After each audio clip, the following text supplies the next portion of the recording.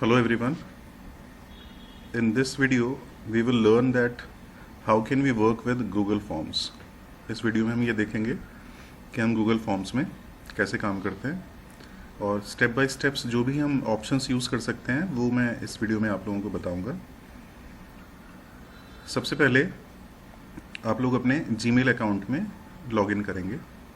चाहे तो आप लैपटॉप में जो भी ब्राउज़र आपके पास है उसको यूज़ करिए या फिर आप मोबाइल फ़ोन में भी अपने ब्राउज़र को यूज़ कर सकते हैं। सजेशन ये है आप लोगों के लिए कि आप क्रोम ब्राउज़र यूज़ करें, दूसरे कोई भी ब्राउज़र को अवॉइड करें। ऐसा नहीं है कि बाकी ब्राउज़र्स में चल नहीं सकता है, पर मोस्ट कन्वीनियंट जो रहेगा आप लोगों के लिए वो गूगल ब्राउज़र रहेगा। तो आप गूगल ब्राउज़र को यूज़ करके अपने अकाउंट में लॉगिन करें। जैसे यहाँ पर मैंने अपने अकाउंट में अभी लॉगिन कर लिया है। इसके बाद मुझे जाना है गूगल ड्राइव में। गूगल ड्राइव में जाने के बाद आपने जितने भी फॉर्म्स बनाए होंगे या जो भी आपके गूगल ड्राइव में सेव होगा डेटा वो दिखाई देता है।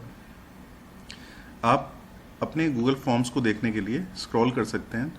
गूगल ड्राइव में मोस्ट रीसेंट एक्टिविटी दिखाई देती है। जैसे मेरी मोस्ट रीसेंट एक्टिविटी है इस फॉर्म पर काम करना, जो कि मैं इस समय जहाँ पर मेरा माउस पॉइंटर है। अगर आपको इसी पर काम करना है तो आप इसी को खोल सकते हैं। अदरवाइज अगर आपने किसी फॉर्म को पहले बनाया हुआ है और सेव किया हुआ है तो आप सर्च में जा कर के उसको भी ढूंढ सकते हैं। जैसे मैं 11th के नाम से मैंने कुछ बनाया हुआ था, तो यहाँ पर बहुत सारे डेटा आपको मिल जाएंगे जो 11th के नाम से हैं।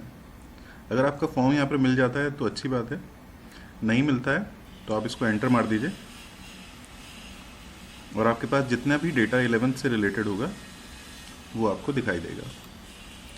आप यहाँ पर अपना फॉर्म ढूंढ सकते हैं। आप आइकन ध्यान रखें कि फॉर्म का आइकन क्या होता है। तो ये इस तरह का पर्पल आइकन है जो फॉर्म के लिए यूज़ किया जाता है। तो ऐसे ही मैं 11th का क्लिक करूँगा और डबल क्लिक करने से ये फॉर्म मेरे पास ओपन हो जाएगा। ये प्रैक्टिस टेस्ट है जो हमने लिया था। सबसे पहले मैं इसकी सेटिंग के बारे में आप लोगों को बता रहा हूँ कि आपको इसकी सेटिंग क्या करनी है, या आप लोगों ने जो भी फॉर्म्स बनाए हों उनकी सेटिंग्स आप कैसे करेंगे। हम एक कॉमन और एक स्टैंडर्ड सेटिंग लेकर के चल रहे हैं। सबसे पहले आपको जाना है मोर में और सेटिंग्स में जाना है। जब आप सेटिंग में जाते हैं तो आपको 3 टैब्स मिलते हैं यहाँ पर, जनरल, प्रेजेंटेशन एंड क्विजेस। आपको जनरल में जाना है सबसे पहले, जो कि आपका डिफ़ॉल्ट सिलेक्शन होगा। इसमें आपको सबसे पहले क्लिक करना है कलेक्ट ईमेल एड्रेसेस पे। अगर आप इसको क्लिक करते हैं तो फॉर्म के पहले सेक्शन में आपके पास, जब आप फॉर्म बच्चों को भेजते हैं तो वो उस समय आपसे उस फॉर्म में ईमेल लिखना कंपलसरी होता है।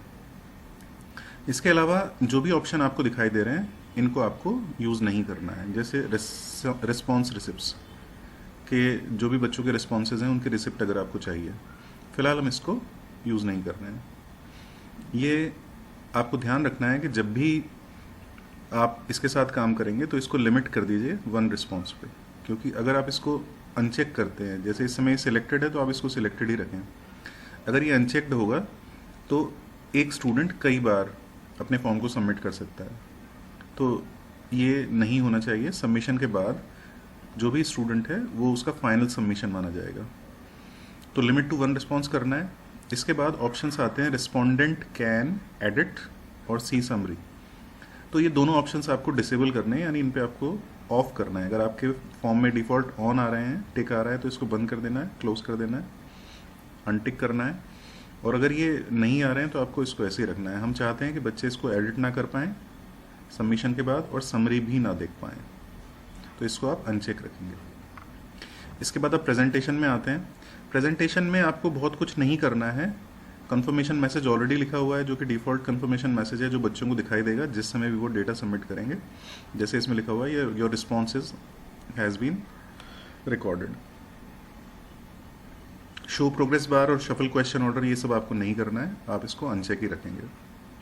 इसके बाद आप क्विजेज में आएंगे और ये जो मेक दिस अ क्विज है इसको आपको ऑन करना है। ये कंपलसरीली ऑन होना चाहिए। जब ये कंपलसरी ऑन होगा तभी आप अपने क्वेश्चंस में आंसर्स प्रोवाइड कर पाएंगे। अदरवाइज ये एक फॉर्म होगा सिंपल जिसकी वैलिडिटी आप चेक नहीं कर पाएंगे। इसके बाद ये भी आपको बहुत ध्यान से करना है, लेटर आफ्टर मैनुअल रिव्यू। आप रिलीज़ नहीं करेंगे इमीडिएटली ग्रेड, तो इसको आप दूसरे वाले ऑप्शन को सिलेक्ट करेंगे जिसमें लिखा हुआ है लेटर आफ्टर मैनुअल रिव्यू। जब आप इस पर टिक करेंगे तब बच्चे उस समय अपना स्कोर नहीं देख पाएंगे। ओके, और अगर आप पहले वाले को क्लिक करते हैं तो वो उसी समय सबमिशन के समय देख सकते हैं। तो ये आपको लेटर पे करना है। इसके नीचे अगर आप देखेंगे तो एक डल राइटिंग में लिखा है, डल कलर में लिखा हुआ है टर्न्स ऑन ईमेल कलेक्शन। तो बाद में जब हम इनके ग्रेड्स रिलीज करते हैं तो हम इनके मेल्स पर उन ग्रेड्स को रिलीज कर सकते हैं।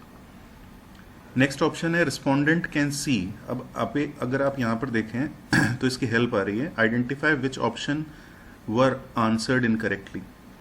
तो मिस्ड क्वेश्चंस हैं, करेक्ट आंसर्स हैं। यहाँ पर लिखा है show the correct answers for each question after grades are released,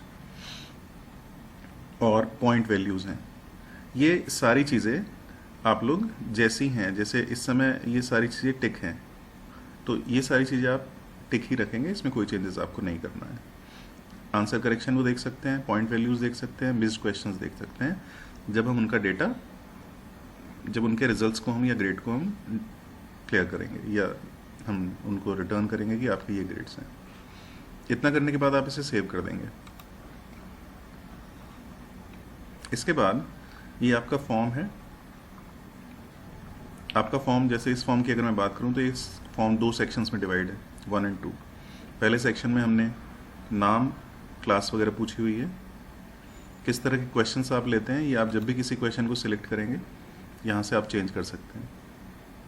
ये सब आप लोगों को मेरे ख्याल से आता ही होगा, तो इसमें कुछ बताने जैसा नहीं है। इसके बाद ये हमारा सेक्शन 2 है। हर सेक्शन एक नए पेज पे आता है। जिस किसी क्वेश्चन के बाद एस्ट्रिक का साइन बना हुआ है, ये डिनोट करता है कि ये क्वेश्चन आपने कंपलसरी किया हुआ है। किसी भी क्वेश्चन को कंपलसरी करने के लिए क्वेश्चन सिलेक्ट कीजिए और यहाँ पर रिक्वायर्ड का एक बटन होता है जिसको आप ऑन करेंगे तो ये क्वेश्चन कंपलसरी हो जाएगा। ये सजेस्टेड है कि आप सारे क्वेश्चंस को कंपलसरी करें। हर एक क्वेश्चन का आंसर देने के लिए आप आंसर पर जा सकते हैं, कितना वेटेज है उस क्वेश्चन का, कितने मार्क्स का वो क्वेश्चन है और उसके कॉरेस्पॉन्डिंग क्या करेक्ट आंसर्स हैं वो आप यहाँ पर डिफाइन कर सकते हैं। जैसे मैंने पहले और दूसरे को करेक्ट किया हुआ है। इसमें मल्टीपल चॉइसेस भी हो सकती हैं करेक्शन के लिए और सिंगल चॉइस भी हो सकती है। उसके बाद आप इसे डन कर दें। इस तरह से आप अपने फॉर्म की सेटिंग कर सकते हैं। इस तरह से जो भी क्वेश्चंस आपने बनाए हैं ये क्वेश्चंस आप स्टूडेंट्स को भेज सकते हैं। अगर आप नए क्वेश्चंस डालना चाहते हैं तो आप इस प्लस साइन को यूज़ कर सकते हैं। ध्यान रखें जिस भी सेक्शन में आप क्वेश्चंस डालना चाहते हैं उस सेक्शन के जहाँ पर भी जिस पार्ट में आपको इंसर्ट करना है, जैसे मुझे यहाँ पे इंसर्ट करना है तो मैं इसको सिलेक्ट करते समय इसमें प्लस डालूंगा तो ये उसी प्लेस पर आएगा। इसके अलावा अगर आप सेक्शन डालना चाहते हैं नए तो यहाँ से आप नए सेक्शंस डाल सकते हैं और ऑप्शंस आपको यूज़ करने की इनमें ज़रूरत नहीं है। जब आप अपनी क्विज भेजते हैं तो क्विज भेजने के लिए आप यहाँ पर सेंड में जा सकते हैं। सेंड में जब आप जाते हैं तो आपके पास ऑप्शंस आते हैं कि क्या आप क्विज को मेल्स के थ्रू भेजना चाहते हैं, तो ईमेल के थ्रू भी भेजा जा सकता है। अदरवाइज़ आप दूसरे ऑप्शन में जाएं जो ये लिंक जैसा बना हुआ है और यहाँ से ये लिंक है जिसको आप व्हाट्सएप पे शेयर कर सकते हैं। ये काफ़ी बड़ा लिंक होता है। अगर आप इसको शॉर्ट करना चाहें तो शॉर्टन पर क्लिक कर दीजिए और इस ऑप्शन को कॉपी कर दीजिए। जिस भी क्लास को भेजना है आप उस क्लास पर जा कर के ये लिंक शेयर कर सकते हैं। यहाँ तक हमारा काम हुआ कि हम बच्चों के पास फॉर्म कैसे भेज सकते हैं। वापस आते हैं और अब बात करते हैं जब हमारे फॉर्म्स भेज दिए गए हैं बच्चों को, बच्चों ने उस पर रिस्पॉन्सेज दे दिए हैं और उन रिस्पॉन्सेज को हम कैसे हैंडल करेंगे।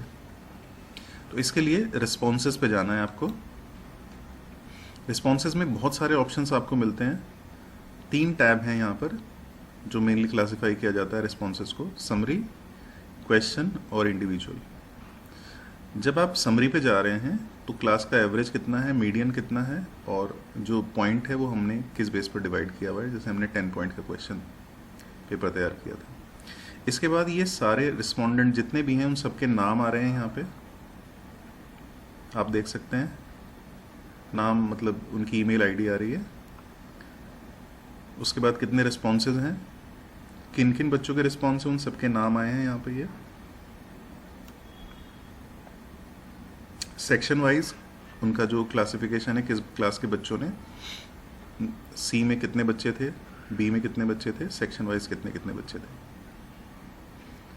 इसके बाद आपके जो क्वेश्चंस हैं उनके आंसर्स का एक जस्टिफिकेशन दिया रहता है यहाँ पे। कितने बच्चों ने सही आंसर किया, कितने बच्चों ने गलत आंसर किया, ये ग्रीन वाला डिनोट करता है कि कितने बच्चों ने सही आंसर किया है। ये आपके ऑप्शंस हैं, जैसे इस क्वेश्चन का ये करेक्ट आंसर है और 81% बच्चों ने इसको करेक्ट दिया है, जबकि इतने बच्चों ने इसको गलत आंसर किया है। तो आप इससे ये भी जस्टिफाई कर सकते हैं कि जो क्वेश्चंस के आंसर हम प्रोवाइड कर रहे हैं उसमें से कौन से ऐसे क्वेश्चंस हैं जिसमें बच्चे ज़्यादातर मिस्टेक कर रहे हैं। इसी तरह से ये कुछ डिटेल्स हैं जो आप चेक कर सकते हैं। ओके, सो मैं वापस जा रहा हूँ और अब हम देखते हैं कि इन रिस्पॉन्सेस को क्वेश्चंस बेस पे, ये तो हमारे पूरे एग्जाम की समरी है, अब क्वेश्चंस बेस पर इनको कैसे देखा जा सकता है। ये हर एक बच्चे का रिस्पॉन्स आ रहा है कि कैसे कैसे उन लोगों ने इसको रिस्पॉन्स किया है। इसमें आपको ज़्यादा कुछ जानने की ज़रूरत नहीं पड़ेगी। उसके बाद आ रहे हैं इंडिविजुअल पे। ये इसमें थोड़ा ख़ास हिस्सा है जिसको आपको ध्यान से देखना है। देखिए, जितने भी बच्चों ने एग्ज़ाम कंडक्ट किया है, एग्ज़ाम में पार्टिसिपेट किया है, उन सबकी लिस्ट यहाँ पर आ रही है। आप जिस भी बच्चे की डिटेल देखना चाहते हैं आप उस पर क्लिक कीजिए। जैसे मैंने एक बच्चा सिलेक्ट किया, ये, अब मुझे इसकी डिटेल देखनी है। ये इसकी डिटेल है। ये सारा वो एग्ज़ाम है जो उसने दिया है। क्वेश्चन नंबर 1 में यहाँ पर टिक किया है उसने, क्वेश्चन नंबर 2 पे ये टिक किया है। 3 जो भी ग्रीन आ रहे हैं ये करेक्ट आंसर्स हैं जो उन्होंने लिखे हैं। ओके, अगर आप चाहें कि इस बच्चे का रिज़ल्ट मुझे भेजना है तो इस बच्चे का रिज़ल्ट मैं इंडिविजुअली भी भेज सकता हूँ, मेल पर भी, और इसको मैं प्रिंट करके भी भेज सकता हूँ। मान लीजिए इसको मैं एज ए PDF भेजना चाह रहा हूँ, तो मैं यहाँ पर इस वाली पर्टिकुलर ID को सिलेक्ट करके प्रिंट रिस्पॉन्स करता हूँ। प्रिंट रिस्पॉन्स करने पर यहाँ पर आपको एक ऑप्शन मिलता है जो कि सेव एज PDF का है। अगर आप चाहें तो इसको देख सकते हैं, इसकी सारी डिटेलिंग, इसके करेक्ट आंसर्स, रॉन्ग आंसर सब यहाँ लिखे होंगे। इसको सेव कर लीजिए जिस भी नाम से आप सेव करते हैं। जैसे मैंने इसको डेस्कटॉप पे STU1 यानी स्टूडेंट 1 के नाम से सेव किया है। ओके, अब ये मेरे पास अवेलेबल हो जाएगा। जहाँ पर भी मैंने इसको सेव किया है वहाँ पर मैं देख सकता हूँ। अगर आप इस रिस्पॉन्स को देखना चाहते हैं तो आप इस फाइल को ओपन कर सकते हैं, जो भी आपकी फाइल है। आपको स्क्रीन पर दिख रहा होगा ये डेटा है उस बच्चे का। ये एक PDF क्रिएट हो गई है और उसके अकॉर्डिंग उसके जो भी आंसर्स हैं वो इसमें सब कोट हो गए हैं। आप चाहें तो इसको स्टूडेंट को भेज सकते हैं। इसके अलावा अगर आप चाहते हैं कि इंडिविजुअली ना भेज करके मैं सारे स्टूडेंट, जितने भी स्टूडेंट्स ने पार्टिसिपेट किया है, उन सबको उनके रिस्पॉन्सेस को वापस करूं, उस केस में मुझे जाना पड़ेगा रिलीज स्कोर में। तो मैं रिलीज स्कोर में जाता हूं और यहाँ पर पूछा गया है कि आप किस किस बच्चे के रिस्पॉन्स को रिलीज़ करना चाहते हैं, यानी किस किस बच्चे के आंसर्स बताना चाहते हैं, उनकी जो आंसर शीट है वो उन्हें भेजना चाहते हैं। मुझे सबको भेजना है तो मैंने ऑल रिस्पॉन्स पे क्लिक किया। आपने देखा ये सारे सिलेक्ट हो गए हैं। इसमें से अगर आप किसी का ग्रेड रिलीज़ नहीं करना चाहते हैं तो आप उसको चेक और अनचेक कर सकते हैं, जिससे ये डिसाइड हो जाएगा कि जिससे हम डिसाइड कर सकते हैं कि इसको हमें मेल भेजना है या नहीं भेजना है। इसके बाद मैं ये सारे रिस्पॉन्स हटा रहा हूँ यहाँ से, क्योंकि मैं ऑलरेडी इनके रिस्पॉन्सेस भेज चुका हूँ। मैंने एक बच्चे को क्लिक किया और सेंड ईमेल्स एंड रिलीज़ के ऑप्शन को क्लिक किया। ओके, तो इसको मैं क्लिक कर रहा हूँ। इस तरह से ये जो ग्रेड है ये बच्चों के पास एज एन ईमेल चला जाएगा। अगर आप देखना चाह रहे हैं कि ये कैसे जाता है तो ये भी मैं आपको एक बार दिखा रहा हूँ। मैंने एक रिस्पॉन्स अपनी मेल को भेजा था, अपने मेल अकाउंट को भेजा था, जहाँ से मैं आपको इसके बारे में दिखाता हूँ कि कैसे दिखता है। बच्चे जब अपनी जीमेल में जाएंगे तो उनको यहाँ पर स्कोर बोर्ड दिखेगा। यहाँ पर मी आ रहा है क्योंकि मैंने अपने आप को भेजा था, अदरवाइज जो भी जिसने भी आपकी गूगल ड्राइव का जो भी ईमेल आईडी होगा वहाँ पर आएगा। मैं इसको क्लिक करता हूँ। ये मेरा स्कोर है जो मुझे दिखाई दिया है। 6 में से 10 में से 6 मार्क्स हैं। ठीक है, इसको व्यू कर लीजिए तो ये पूरी डिटेल मिल जाएगी। पहला क्वेश्चन मेरा रॉन्ग है, दूसरा भी, तीसरा भी, चौथा क्वेश्चन मेरा करेक्ट है। इसके बाद जो क्वेश्चंस हैं मेरे वो करेक्ट हैं। तो जिस तरह से भी आपकी आंसरिंग का पैटर्न होगा उस हिसाब से उसको उनके ग्रेड्स मिल जाएंगे इंडिविजुअली। ये तो एक तरीका हुआ जिसमें आप सारे बच्चों को डेटा भेज सकते हैं। इसके अलावा अगर आप डेटा को एनालाइज करना चाह रहे हैं तो रिस्पॉन्सेज में ही एक ऑप्शन होता है व्यू रिस्पॉन्स इन शीट। आप इसको क्लिक कीजिए तो जो भी डेटा है आपके पास अवेलेबल वो सारा का सारा डेटा आपको एक एक्सेल जैसी शीट में खुला हुआ दिख जाता है। यहाँ पर आपके पास ऑप्शन होता है इसको अरेंज करने का। जैसे मेरे पास मुझे सेक्शन वाइज अरेंज करना है तो जब मैं सेक्शन पे क्लिक करता हूँ तो मेरे पास ऑप्शन मिलता है इसको अरेंज करने का। ओके, इवन आप मोबाइल फ़ोन में भी देखेंगे तो आपके पास यहाँ ऑप्शन मिलेगा। मेरा सजेशन ये है कि आप फाइल में जा कर के इसको डाउनलोड कर लीजिए एज एन एक्सेल फाइल, और ये जब डाउनलोड हो जाए इसका नाम आप कोई भी डिसाइड कर सकते हैं, क्योंकि मैं ऑलरेडी इसका नाम ये डिसाइड कर चुका हूँ तो ये इसी नाम से सेव हो जाती है। मैंने अपनी एक्सेल फाइल खोली, ये मेरी एक्सेल फाइल है। ये वही फाइल है जिसमें सारे स्टूडेंट्स के रिस्पॉन्स आए हुए हैं। अब मुझे इन रिस्पॉन्सेस को सेक्शन वाइज अरेंज करना है। तो ये बहुत इजी है। यहाँ पर ये टॉप लेफ्ट में जहाँ 1 और A है, इसके अलावा भी एक सेल होता है, यहाँ पे इसको क्लिक कीजिए और सॉर्ट और फिल्टर में जाकर के कस्टम सॉर्ट में जाइए। कस्टम सॉर्ट में आप सबसे पहले किस बेस पर अरेंज करना चाहते हैं? योर नेम, क्योंकि हमारे क्वेश्चन में योर नेम है जहाँ पर बच्चे अपना नाम लिख रहे हैं। तो योर नेम पे क्लिक किया।